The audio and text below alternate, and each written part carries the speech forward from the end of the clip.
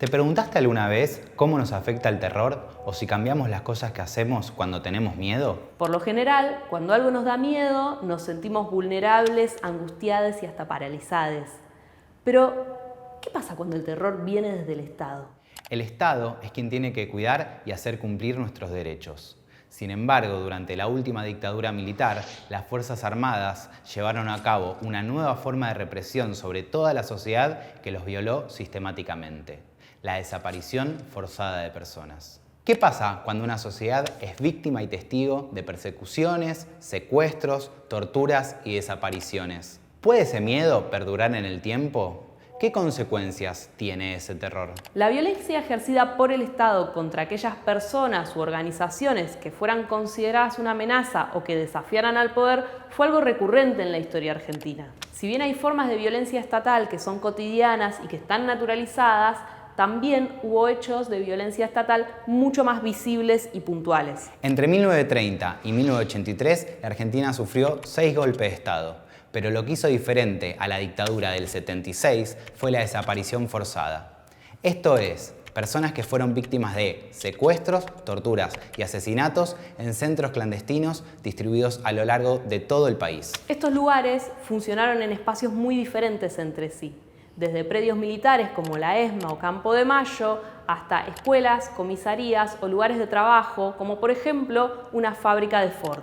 Estos lugares tenían todo lo necesario para llevar a cabo la represión sistemática y funcionaban de manera totalmente ilegal. A todo esto que sucedió durante la última dictadura lo llamamos terrorismo de Estado. Se define como una política cuidadosamente planificada y ejecutada que respondió a proyectos de dominación continental que actúa pública y al mismo tiempo clandestinamente a través de estructuras institucionales. Es un montón. ¿Pero qué significa cada uno de estos puntos? ¿El plan represivo se armó de un día para el otro el 24 de marzo? No.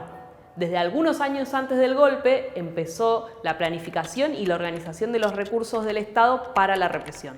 De hecho, hay documentos de las Fuerzas Armadas que dan cuenta de esto.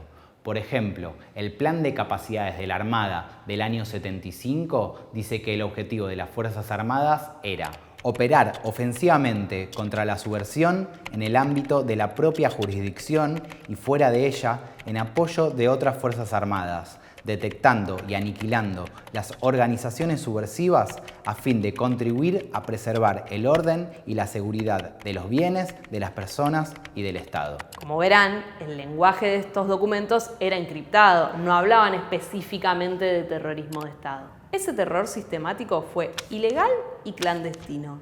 ¿Qué quiere decir esto? Que la violencia política ejercida contra las y los militantes populares, que eran considerados enemigos del orden público, se ejerció totalmente por fuera de la ley. Sin embargo, que algo sea clandestino no significa que sea invisible. Muchos secuestros fueron realizados durante el día y en lugares públicos y la mayoría de los centros clandestinos operaron en las grandes ciudades. Eso que se mostraba de la represión generaba mucho miedo y disciplinaba a la sociedad. Esto quiere decir que a través del terror se impuso un nuevo modo de vida. Y entonces, ¿cuáles eran los objetivos de este terror? Al principio nos preguntábamos qué pasa cuando una sociedad es testigo del horror. Podemos pensar entonces que además de testigo, la sociedad era la principal destinataria del mensaje. Con el terrorismo de Estado, la dictadura buscó eliminar prácticas de militancia y organización popular.